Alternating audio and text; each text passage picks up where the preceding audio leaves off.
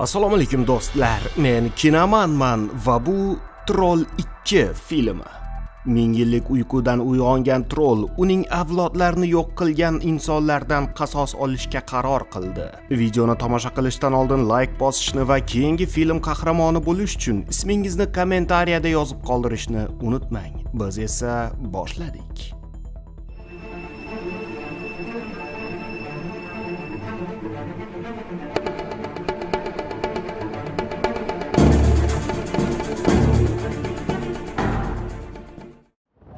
Ancha yillar oldin trolllar va odamlar totuvlikda yashashgan edi. Biroq Yevropada xristian dinining tarqalishi bu mavjudotlar uchun og'ir keldi. Cherkov ularni qirishga buyurdi.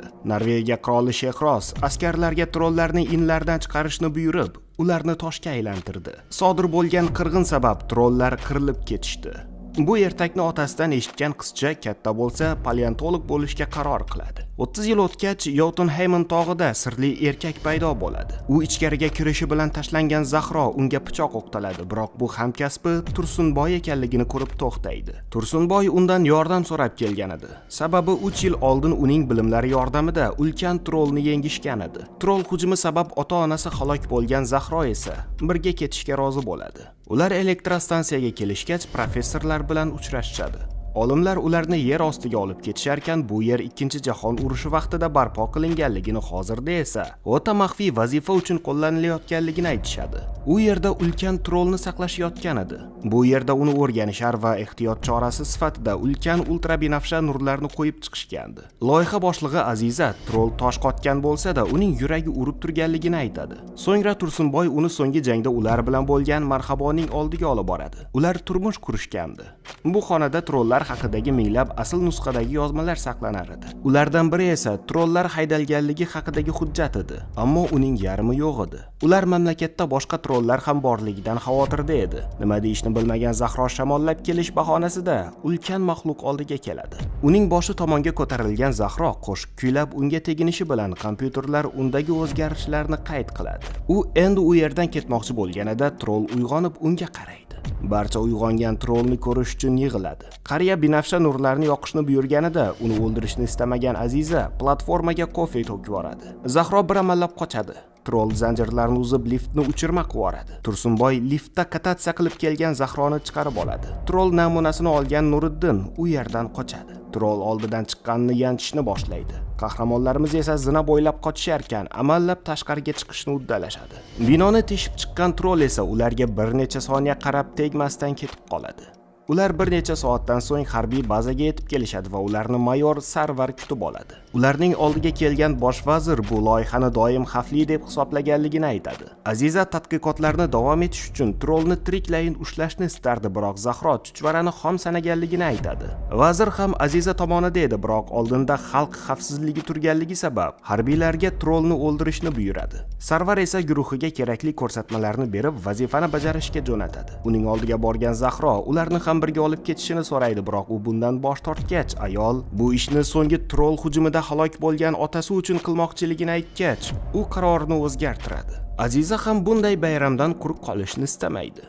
Ayni damda bla-blada mazza qilib dam olayotgan odamlar zilzila bo'layotganligini his qilishadi. Birdan tomni yulib olgan troll esa ichkariga nazar soladi.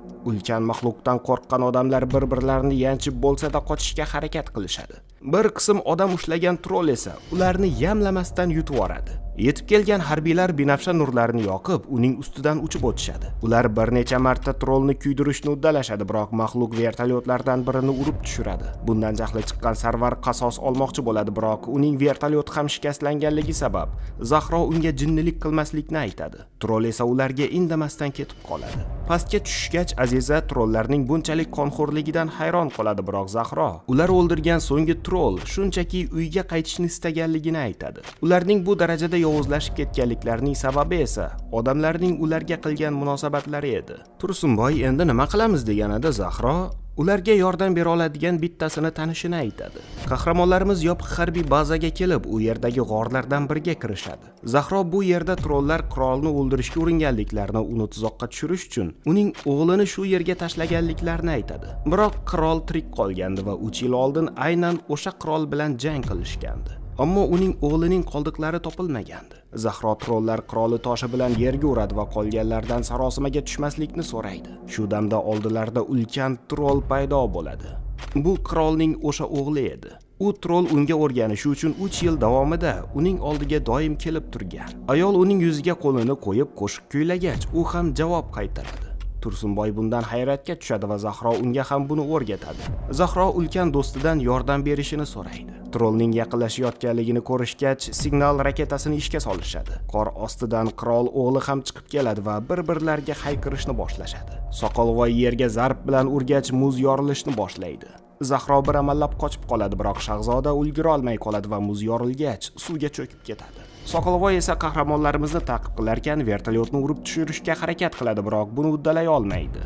Zahro esa u sabab halok bo'lgan shahzoda uchun ko'z yosh to'kadi. Tez yordam bazasida Tursunboy troll harakatlanayotgan yo'nalishni ko'rsatgach, Aziza uning shimolga harakatlanayotganligini aytadi. Yozmalarni ko'zdan kechirgan Zahro otasining hikoyalarini eslaydi. O'sha zamonlarda qirol Shahroz shimoldagi poytaxtidan turib qirg'inga buyruq bergandi va troll undan qasos olishni ko'zlab o'sha tomonga yo'l olgandi. Ular Zahroning otasining eski do'sti Shabbona bilan uchrashadi. U ularga qirol Shehroz davrida qurilgan qasrni ko'rsatadi. Zahro bu yerga Shehrozning qabri uchun kelganliklarini aytgach, Shabbona ularni yerto'laga olib tushadi. Kerakli joyga kelishgach, Shabbona uning qabrini haligacha hech kim topolmaganligini aytadi. Xonalardan biridan Shehrozning suratini topishadi va Tursunboy unga tegingach, undagi toshlardan biri tushib ketib, teshik hosil bo'ladi. Zahro paydo bo'lgan teshiklarga fakellarni tiqib tovlashni boshlaydi va devorlardan mexanik ovozlar chiqadi. Barcha fakellar tovlangach, o'ziga xos eshik hosil bo'ladi. Devor ortidagi xonaga o'tishgach, nihoyat Shehrozning qabrini topishadi.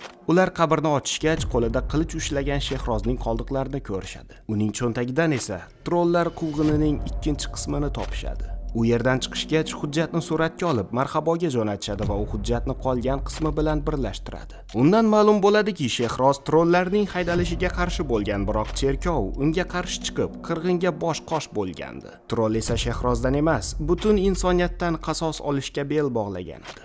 Ayni damda ulkan troll haqidagi yangiliklar butun dunyoga tarqalishga ulgurgan edi. Vazir barchasi nazorat ostida ekanligini va tez orada trollni bir yo'lik qilishlarini aytadi.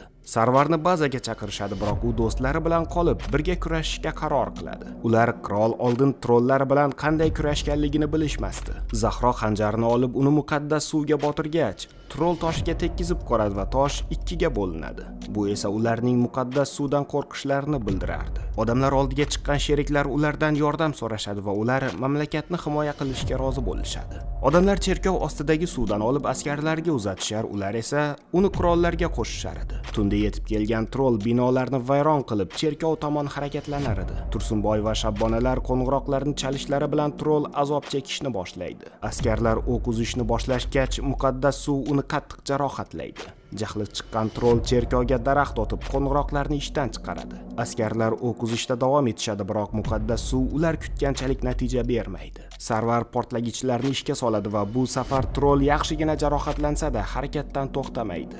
Barcha to'rt tomonga qocharkan troll hayqiriq ovozidan to'xtab qoladi. Buni qarangki, o'lmay qolgan shahzoda uni to'xtatish uchun yetib kelgandi. Trollar daryoning qoq o'rtasida ayovsiz jang boshlashadi. Soqolvoy shahzodani yaxshilab urib uloqtirib yuboradi. Zahro do'stiga yordam berishni istasa-da nima qilishni bilmasdi. Aziza unga ichkaridan hujum qilishni taklif qiladi. Ularda faqat bitta bomba qolgan edi.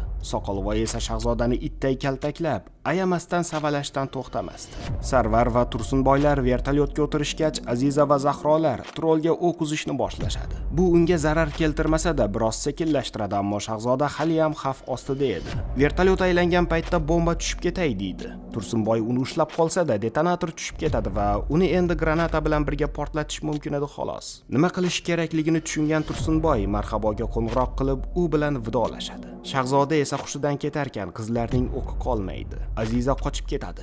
Zahro esa taslim bo'lmaydi. Vertolyot kerakli joyga kelgach, Tursunboy bomba bilan birga sakraydi. Troll uni yutib yuborgach, granata portlab, trollning ichi muqaddas suvga to'lib, tosh tanasi erishni boshlarkan, o'zga kelgan shahzoda uning yuragini sug'urib oladi. Qulagan Soqolvoy esa suvda erib ketadi. Bir qancha vaqtdan keyin cherkovni qayta ta'mirlashadi. Marhabo farzandlik bo'ladi. Shahzoda esa bemalolgina sayr qilib har zamonda Zahroni yo'qlab turardi. Bu vaqtda Nuriddin o'g'irlagan troll namunasidan kichik trollcha yasashni uddalaydi. Tamom. Do'stlar, tomosha qilganingiz uchun rahmat. Video yoqqan bo'lsa like bosishni va kanalga obuna bo'lishni unutmang. Keyingi sahnalarda uchrashguncha xayr.